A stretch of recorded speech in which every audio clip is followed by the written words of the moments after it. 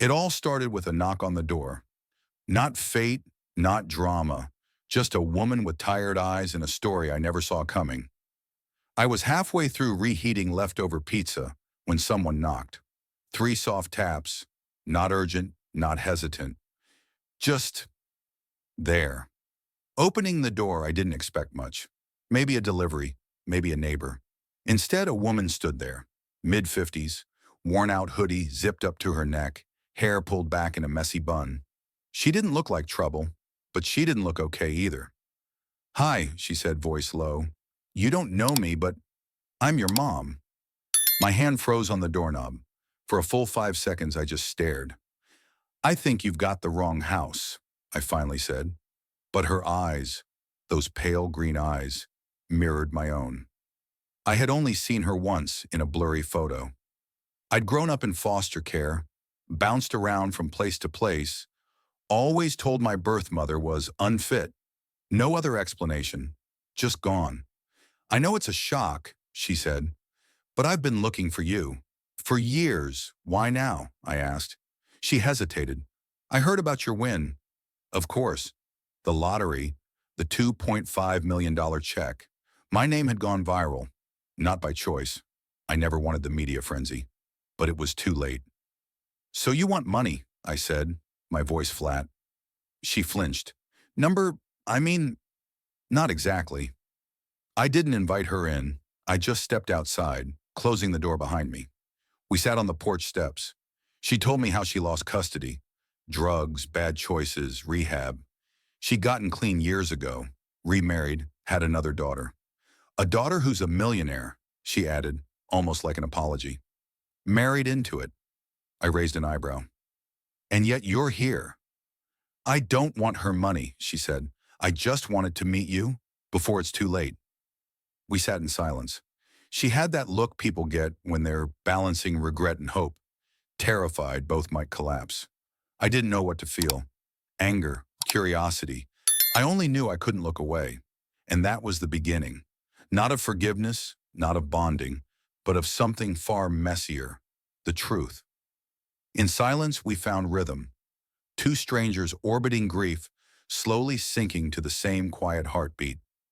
Over the next few weeks, she kept showing up, not every day, and never uninvited.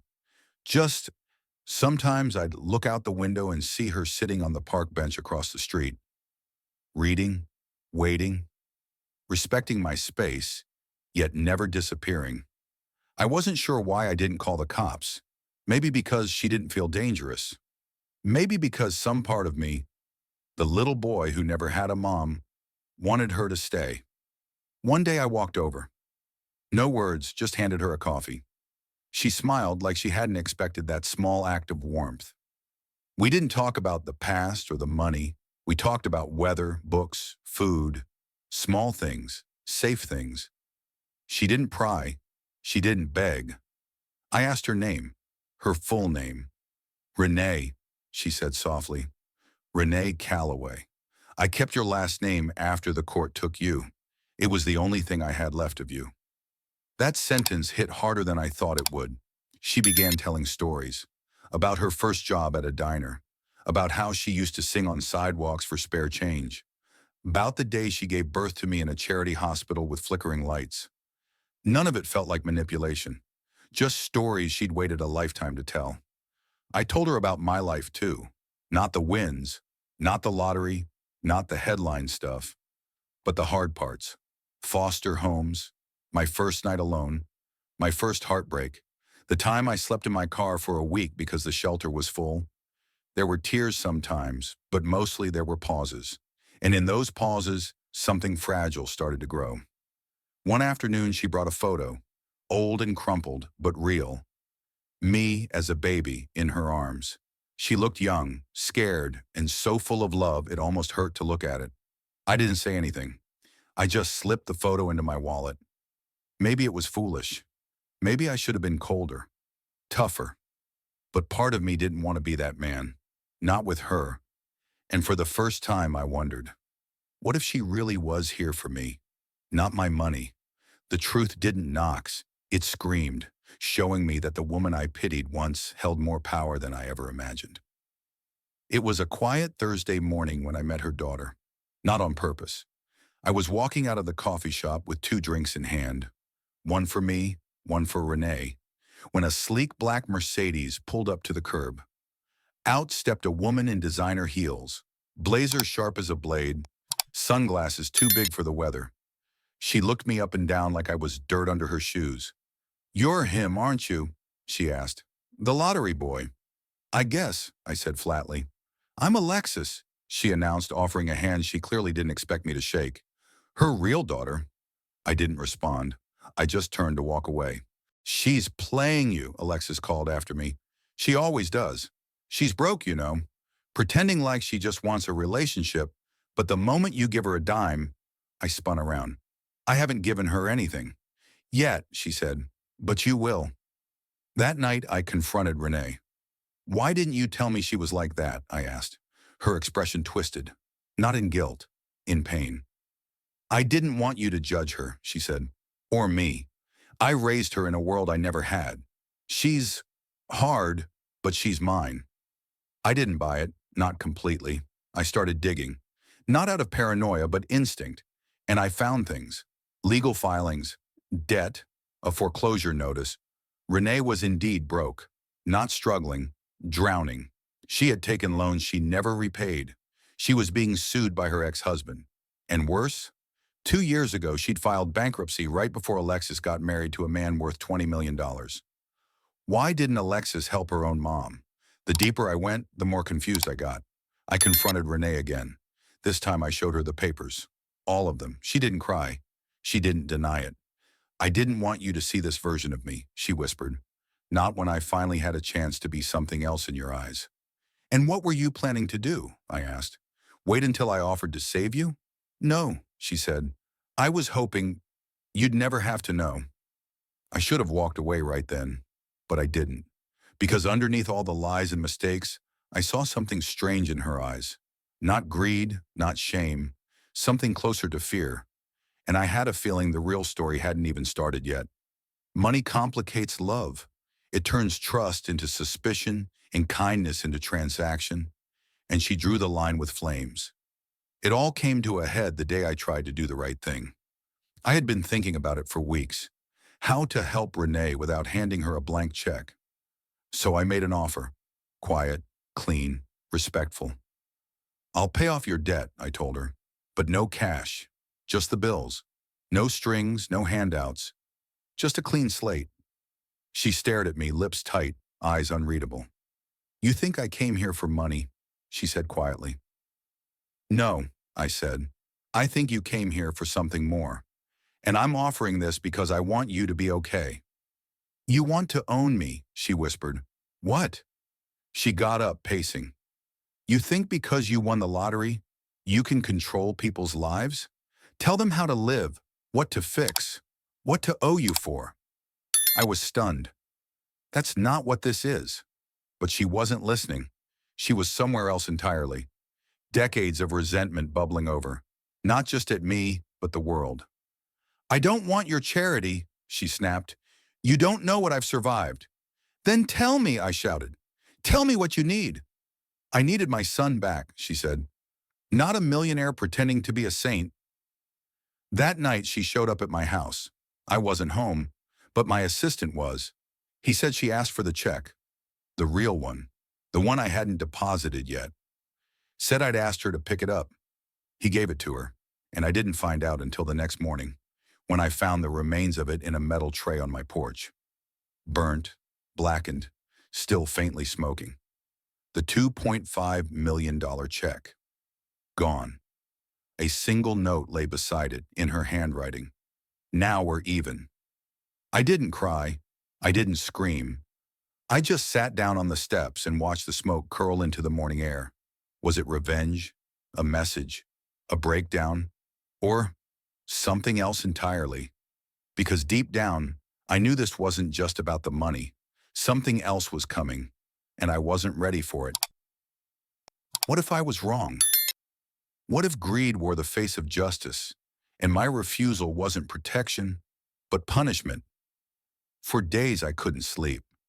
I kept staring at the spot where the ashes had blown away. wondering if I'd made it all up.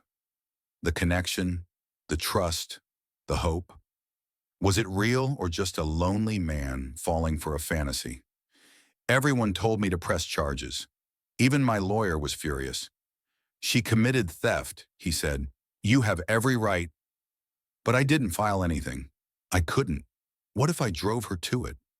I kept thinking about the look in her eyes when I offered to fix things. That quiet fury, that sudden silence. It wasn't about money, not just. It was about control, pride, pain. Had I insulted her? Had I reduced her to someone broken who needed saving? Then came the voicemail. I didn't recognize the number, but I played it anyway. Her voice shaky.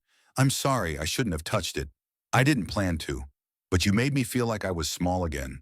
Like I was that girl who begged the judge not to take her baby away. And I hated you for that. Just for a minute. I hated you because you reminded me how much I lost. Click. No ending. No apology. Just raw honesty. I sat there holding the phone like it weighed 100 pounds. What if she wasn't a villain? What if she was just a mother? One who made terrible decisions, yes, but who had never been taught how to be anything else. And what did that make me? The hurt child seeking revenge? The arrogant son trying to buy love? The victim? Or the one who finally had the power to choose something different? I didn't know anymore. But I knew one thing. The check was gone. The money could be replaced. But the chance to understand her, to really understand her, might not come again. And despite everything, I wasn't ready to give that up. Hope returned not with words, but with actions. A soft apology, a warm meal, and the feeling of being missed. A week passed. No calls, no knocks, no angry texts or apologies, just silence. I figured that was it. Maybe it was better that way. Cleaner. No more guessing. No more games. Then one evening I came home to find a paper bag hanging from my front door. No note, just a warm container inside. Homemade lasagna. Still hot. It was the same meal she had talked about once. Said it was her favorite recipe from when she worked nights at a nursing home kitchen. Said she used to imagine cooking it for her real family if she ever got one again. I didn't know what it meant, if it was peace or guilt or simply habit, but I ate it, every bite. The next day she texted, just 2 words. Are you okay? I didn't reply, but 2 days later, I texted back. I miss sitting on the bench. She didn't respond that night or the next. But the following morning, as I walked toward the coffee shop, there she was, same bench, same spot. She had 2 cups waiting, one for me, one for her. She didn't speak when I sat down, didn't apologize, didn't bring up the check or the past or her daughter. We just sat like we used to, in the quiet. And for a while it was enough. Over time, words returned. Small ones at first. Weather, books, movies. Then deeper ones. She admitted she didn't know what came over her that day. Said the moment she saw the check, something snapped. It wasn't about the money, she said quietly. It was about what it meant, that you had a life I never got to be part of. I nodded, and maybe I offered to help in a way that made you feel small. You did, she said, but you didn't mean to. I looked at her, at this flawed, scarred, deeply human woman who had once been a stranger. And I realized, healing doesn't always look like forgiveness. Sometimes it's just showing up, again and again. She smiled. Next time I'll bring dessert. I laughed. Next time I'll bring the drinks. Something had shifted, not erased, not repaired, but softened, just enough to start again. Some bonds are built not on blood or forgiveness, but on the decision to stay, even when walking away would be easier. We never talked about the check again. It remained the invisible bruise between us, real, painful, but healing with time. I didn't need her to say she was sorry again. I just needed her to mean it, and maybe she already had. One chilly Sunday afternoon, I found her on the bench again. This time she was holding something, an envelope. She handed it to me without a word. Inside were 2 things, a worn photograph of me as a toddler, smiling, reaching up toward the camera, and a folded piece of paper. It was a handwritten letter, dated 20 years ago. To my baby boy, I don't know where you are. I don't know who's holding you tonight. But I need you to know. I loved you. Even when I wasn't good. Even when they said I didn't deserve you. I was sick. I was stupid. But never for a second did I stop being your mom. If this letter ever finds you, I hope you're kind. I hope you're better than I was. And I hope, maybe, you'll forgive me. Love, Renee. I read it twice. 3 times. My throat burned. She didn't say anything. Just waited. I folded the letter carefully and slid it back into the envelope. Then I looked at her. I can't promise to forget, I said. But I can promise this. She turned toward me, her eyes wide. I'll keep showing up. I'll keep sitting here. I'll keep trying. She exhaled, like she'd been holding her breath for years. We talked until the sky turned orange. About stupid things, funny things, sad things. We laughed more that day than we ever had before, and when she stood to leave, she paused. You don't owe me anything, she said. Not your forgiveness, not your money, not your time. I know, I replied. That's why I'm giving them. She nodded, eyes glistening, and walked away. And for the first time since she knocked on my door, I didn't feel like something had been taken from me. I felt like something had been returned. I thought she burned the check out of anger. But the truth was far more shocking and far more intentional. Months passed. We weren't perfect. Still had our guarded moments, still danced around old scars, but we were there for each other. Regular texts, weekly coffees. She even came to my small birthday dinner, bringing the lasagna again, and this time, laughing when it spilled a little on the table. Then one day I got a call from the bank. It was a private branch manager I hadn't spoken to before. He was confirming a transaction I never made. Apparently another check, with the same lottery amount, had been deposited into a trust. My name was on it. But the trustee, Renee Calloway.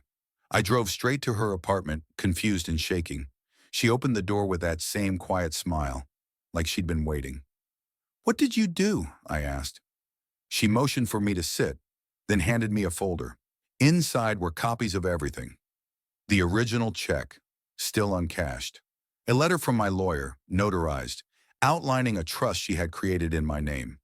A list of donations and investments she had made, small ones, meaningful ones, using her own settlement from a legal case I didn't even know she'd won months earlier. And then, the truth, she never burned the check. What she burned was a copy, a symbolic gesture. I needed you to believe it was gone, she said, because I needed to see if you'd still sit with me, still talk to me, still choose me. I sat there stunned. You could have just told me, I said, voice cracking. I could have, she replied, but then I wouldn't know if you loved me because you wanted to or because you had to. I stared at the woman who once abandoned me, lied to me, and challenged me in every way, and realized she had changed. Not perfectly, not neatly, but truly. The trust remained untouched. She said it was mine, for anything or for nothing at all. But I didn't touch it. Instead, I asked her to co-sign on a project, a small community center we talked about once, a place for foster kids, a place for kids like me. And for the first time, she cried, not from guilt, but from pride, because she knew she had earned something money couldn't buy a second chance.